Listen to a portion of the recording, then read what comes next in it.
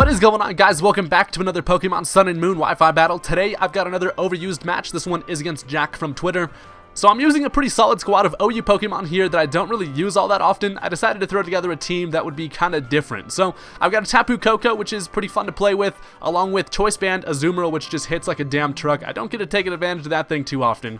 Along with the Victini, which is Choice Scarfed, and I also brought a defensive Tangrowth, which is pretty damn awesome because I don't really use that thing all too much, but it has been doing pretty damn good in the OU tier recently. So it's good to see my man Tangrowth out here. But looking at my opponent's team, he's got some pretty solid threats. The main thing that I am scared of is the Mimikyu. If that thing starts to set up Swords Dances, it has that priority and can kind of just destroy me. He's also rocking a couple Alolan mons. He has the Alolan Dugtrio along with Raichu, and then he also has Kartana, which can be a threat. So overall, pretty decent matchup here, and let's go ahead and just hop into the battle. So from looking at the team preview, I wasn't really too sure what he was going to want to lead off with, so I just go ahead and start off by Beedrillin your mom here, as he ends up leading off with the Three Stooges, which is the Alolan Dugtrio. I can never take this thing seriously. He even has the shiny blue noses. It's hilarious. Over there just flailing in the wind. I fucking love that thing. But anyway, I'm going to go ahead and Mega Evolve here first turn. My plan is just to go for a U-turn, get a solid amount of damage, and then stick Beedrill in the back pocket for later, because it is looking really useful on his team considering he does have like an Umbreon and stuff. So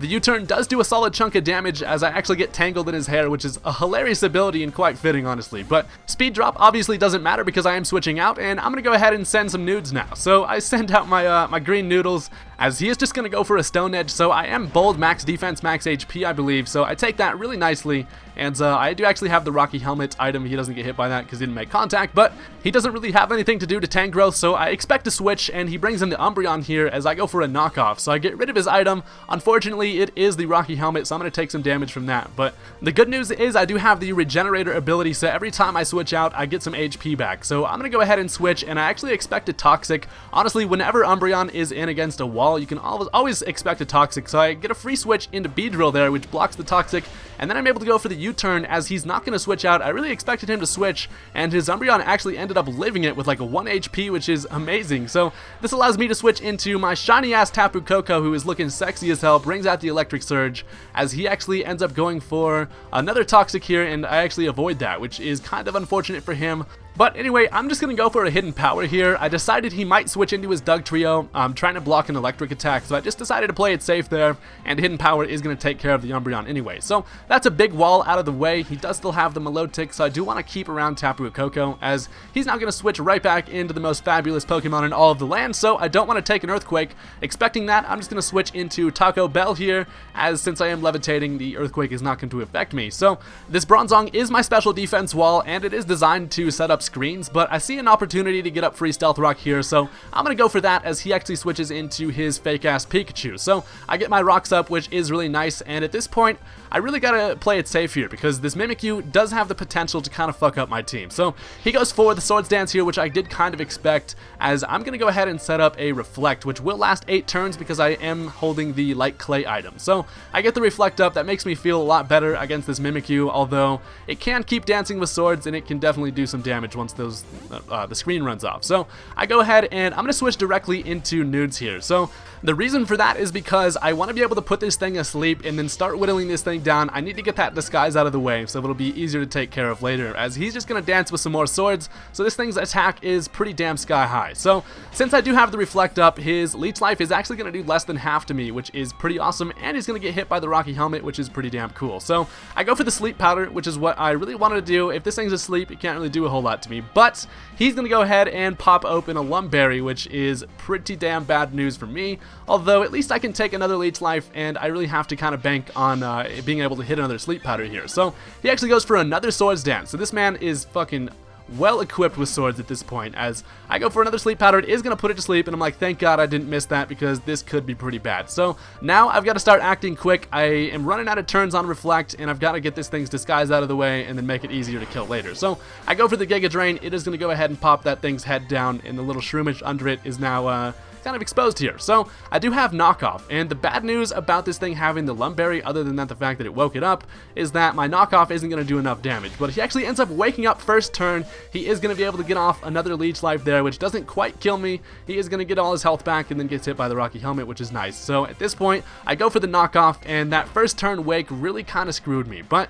at least getting that knockoff is going to bring this thing to the point where potentially a choice banded Aqua Jet from Azumarill should be able to take care of it. So it is going to get some health back from the Leech Life, but then he just kind of knocks him right back down because of the Rocky Helmet. I think it even put it right at the exact amount of HP. So after running damage calcs, it is looking like Choice Band Azumarill, if I'm adamant, should be able to take this thing out with an Aqua Jet. So I bring out Easter, looking nice and gold here, as he is going to go for a Shadow Sneak. The reason why he goes first is because he is naturally faster, but since that reflects up, it's really not going to do a whole lot, and an Aqua Jet is going to take care of the Mimikyu. So that was a pretty damn scary threat out of the way, and the Reflect actually wears off one turn after, so that was actually perfect timing on my end. So now he's gonna bring in the Surfing Raichu. He's just over there just kind of having a good time. Terrible form on the surfboard, who stands like that? But anyway, I'm gonna go ahead and switch into my Bronzong here. I am specially defensive, so it was kind of my best option.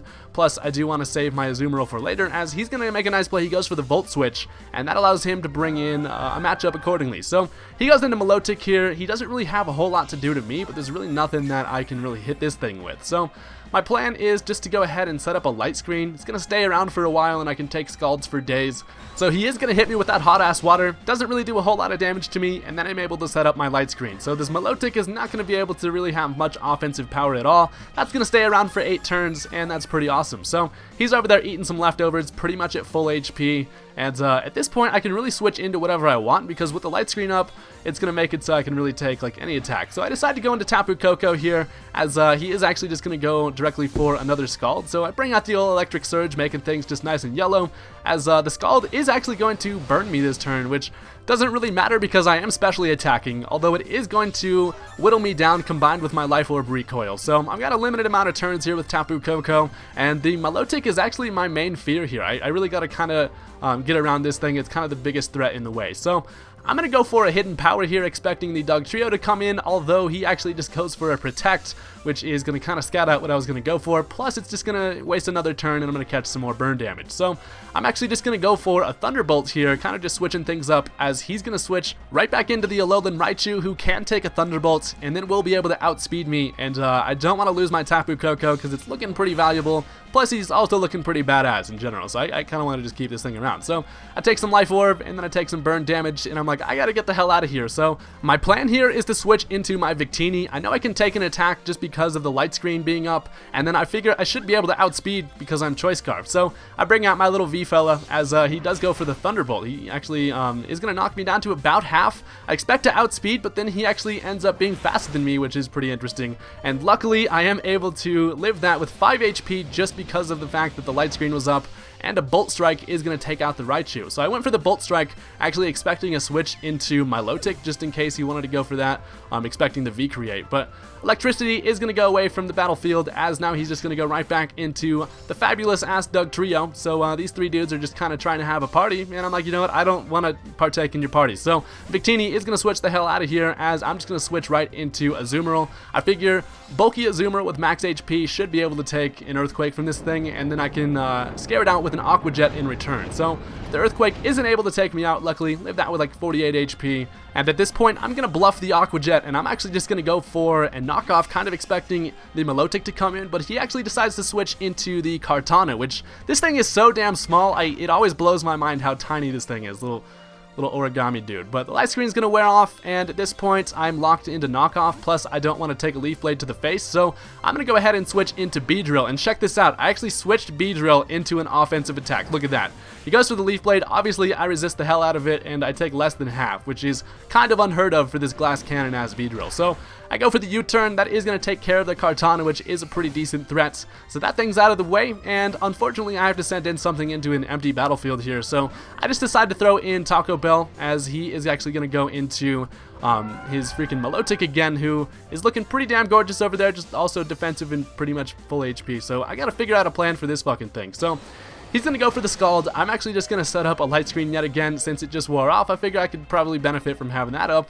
He got the Scald burn, which really doesn't matter. I kind of just threw Bronzong out here to be able to get up a screen and then pretty much die, so that way I can get a revenge switch in. So Milotic over there just eating some leftovers, kind of just doing her Milotic ass big sea serpent snake thing, as I'm getting hurt by some burn. So at this point, he is actually going to end up switching out here. He makes a decent play and goes into the the Alolan Doug trio yet again, and my only attacking move on this Bronzong is actually Gyro Ball, so I'm just going to go for that. Obviously, since this thing resists it, it is going to be able to live that, and it's going to be able to tangle me up in its hair, actually, which is kind of still hilarious. And I am going to not die to my burn, but he is going to have enough damage to be able to finish me off with a nice little Iron Head. Iron Head should hit 3 times with Alolan Doug trio, or Doug trio in general, I guess, actually. That'd be kind of funny. That should be like an ability. Any head moves hit 3 times, but take that shit, you better pay me for that Pokemon. Anyway, so now I'm able to switch into Easter. I can go ahead and make the safe play, which is the Aqua Jet against the Doug trio, although he's just going to go right into Milotic here.